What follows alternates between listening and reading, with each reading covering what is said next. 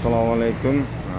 Markaziy bank Namangan viloyat boshqarmasi va Transbank Namangan filiali mutasaddilariga mana bugun yakshanba kuni dam olish kuni Transbankga qarashli bankomatga keldik. Mana ukamiz ham pul yechyapti, afsuski ishlamayapti mana bankomatlar. O'zimda ham